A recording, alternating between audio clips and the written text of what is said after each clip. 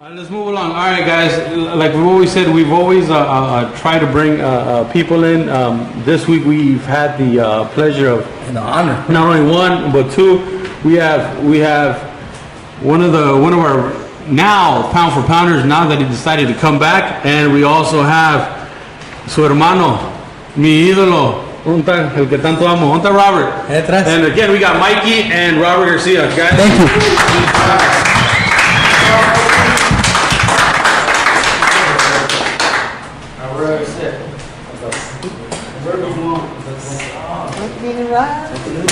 Sí, no, es para que te sientes. I was gonna see this, se las quebró. It's not lying. Actually, it did break also. See, you want to drink?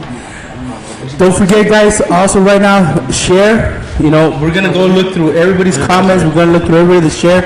And we're going to give you guys something special at the end of the show. All right, guys. Yeah. So, again, mil gracias for coming. Again, this is something that I talked to Pita a long time. You know, I wanted to actually have you guys here because you guys are local guys. You guys are the guys we all grew up watching. You, Robert, of course, as a fighter, Mikey. Then he left us for a long time. I don't think he liked us for a long ass time.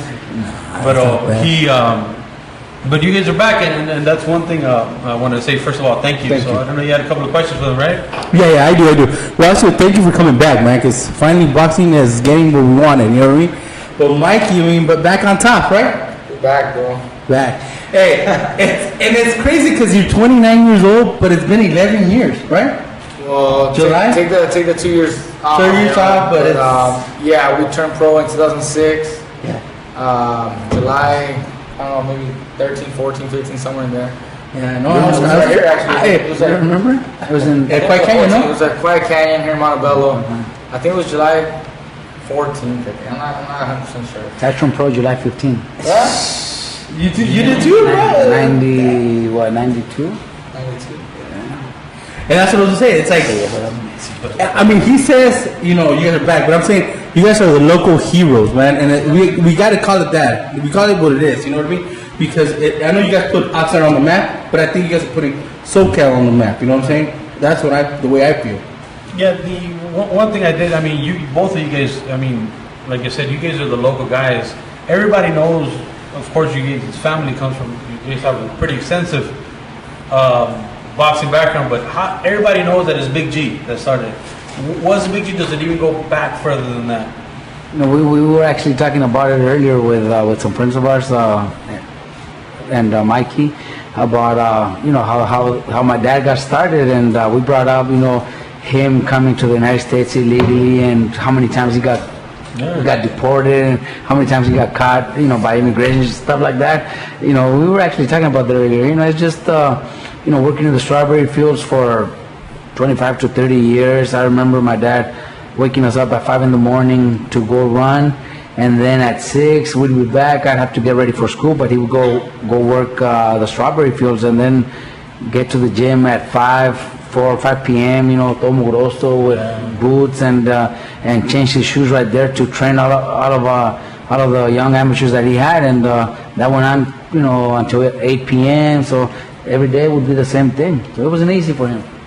But did he come with?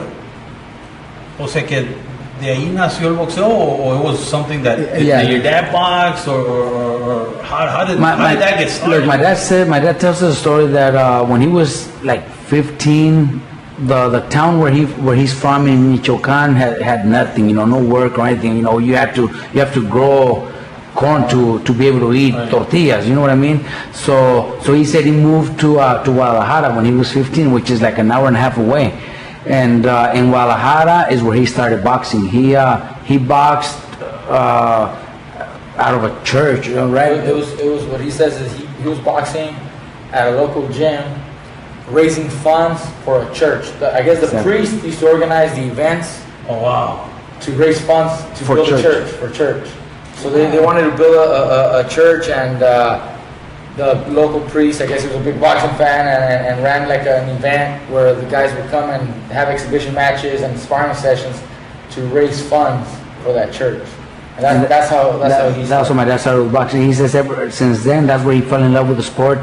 He was never able to fight professionally because he had to work. Right. Then, he came to the United States to work to feed his family. But he always loved the sport. He used to go to all the gyms here in LA when he was living in LA to go see all the greats train. And, that moment in Guadalajara is where he fell in love with the sport. That's awesome. That's awesome. Robert, quick question for you. I heard you say before that you've actually sat down and with your kids and actually watched your fights. Yeah. I mean, how cool is that? Especially when you have, I know he's not on camera, but you have a kid like Pita that's actually a sponge. I mean, I'll talk to him. I'll text him about some random fight, and he actually knows what I'm talking about. Tells me about your guys, and how cool is it to actually be able to share what you know and to keep it going on another generation? Because he's a sponge. I mean, he's not just I want to box. I want to know everything about boxing. You know what? And that's what sometimes it surprises me, and I'm really happy and proud to say, every time I have a fighter or if I'm looking into getting a fighter, Peter's one that makes the final decision. He was your scout, right? For the kids. All my young fighters that I have, under my management and training camp with me, it's Peter that found them all. He's the one that tells me, look at, let's look at this kid, and then we find a way to get in touch with the parents or whoever it is, and that's the way it starts. But it's Peter that tells me. Yeah, he got a He's got a good eye. No, he's got a good eye too, man. Yeah, he's got a good eye. And right now, even opponents, I get opponents for all my guys, and I gotta get the approval from Pita. Do you go to the box stats page or no? Shameless plug. All right, Mikey, you left us for a while, man. It was 2 years, man. No nos quieres, what was it, man? Dude, I was bored. Good. So again, we go back to that. I mean, we didn't have you right at, which I thought was a pinnacle of your career. We didn't have that. Like I said, and I always say it. It's not so much local hero, but as a Mexican American, we didn't have that guy. We got guys like, we got guys like Canelo that fight. I mean, what you could honestly say part time. But then you got the up and comers, which was you. Yeah. How does it feel? How do you want to redeem yourself? Because it was 2 last years, but you almost came like if you didn't lose a step. Look, it was a little over 2 years, but it was a lot of politics and business that kept me away. But at the same time, I actually kept learning more about the boxing business. I learned a lot more. Yeah. And that's why now that I'm back, I'm happy to be back because with what I learned, I can really guide myself and take my career to the next level. Now, during the time that I was off, I was never just sitting around doing nothing. I was always at the gym, always sparring, working out.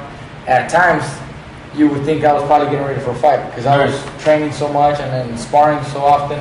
You would think, oh, he's got a fight lined up, but it wasn't like that.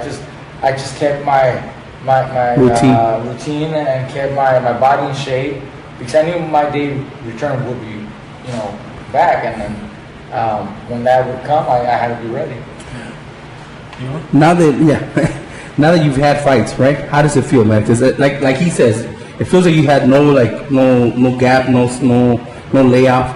You're back at it, and the fans are there. I mean, you just had a big fight with Broner, and you took care of business. I mean, I'm with it, Look, it's really, really cool, and I really, really appreciate the support from the fans because I was gone for over 2 years, and yet my fan base kind of grew. Maybe not a whole lot, but it grew a little bit.